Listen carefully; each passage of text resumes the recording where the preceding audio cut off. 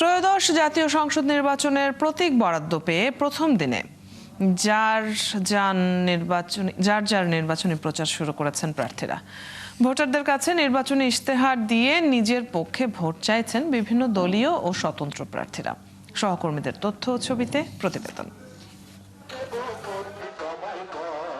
নাটোর সদর ও নলডাঙ্গা আসনে বৃহস্পতিবার সকাল থেকে সদরের ছাতনী ইউনিয়নের দিয়ার বাজার থেকে নির্বাচনী প্রচার শুরু করেন বিএনপি মনোনীত প্রার্থী অ্যাডভোকেট রুহুল কুদ্দুস তালুকদার দুলু।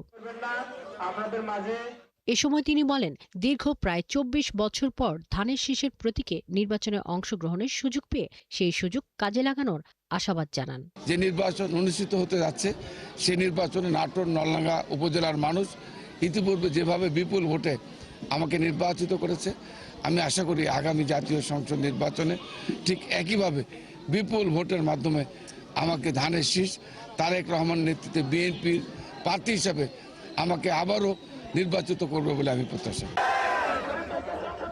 বৃহস্পতিবার সকালে গোদাগাড়ী পৌরসভার ৯ নম্বর ওয়ার্ড থেকে নির্বাচনী প্রচার শুরু করেন রাজশাহী ১ আসনের বিএনপি মনোনীত প্রার্থী অবসরপ্রাপ্ত মেজর জেনারেল শরীফ উদ্দিন। এ সময় তিনি নির্বাচিত হলে কৃষকদের জন্য কাজ করা সহ নারীদের ফ্যামিলি কার্ডের আওতায় আনতে কাজ করার ঘোষণা দেন।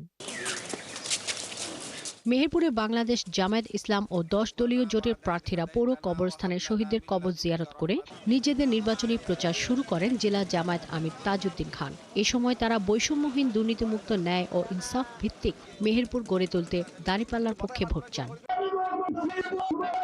কুমিল্লা ১১-১৪ উপজেলা ৯ নম্বর কালিকাপুর ইউনিয়নের সুফুয়ায় নির্বাচনী সমাবেশে যোগ দিয়ে জামায়াত প্রার্থী ও নায়েবে আমির ডক্টর সৈয়দ আবদুল্লাহ মোহাম্মদ তাহের বলেন, আগামী নির্বাচন সিদ্ধান্ত নেবে বাংলাদেশ কি আবার চাঁদাবাজ, দুর্নীতিবাজ, দখলদারদের দখলে যাবে নাকি নতুন বাংলাদেশের দিকে যাবে।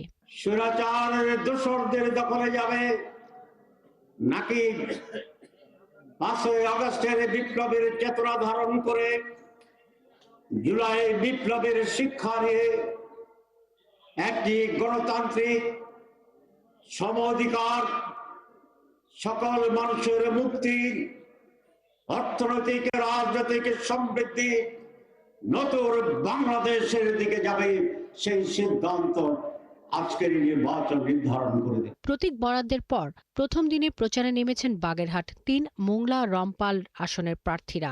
বৃহস্পতিবার ভোর থেকে ভোটারদের দ্বারে দ্বারে ছুটছেন দলীয় নেতাকর্মীরা। এই আসনে মনোনীত প্রার্থী লায়ন ডক্টর শেখ ফরিদুল ইসলাম প্রচার শুরু করেন পৌরসভা ৫ নম্বর ওয়ার্ড থেকে। পৌরসভা ১ নম্বর ওয়ার্ড থেকে প্রচার শুরু করেন জামায়াত ইসলামী মনোনীত প্রার্থী অ্যাডভোকেট মাওলানা শেখ আব্দুল ওয়াদুদ। শাকিলা শম্পা, ৭১।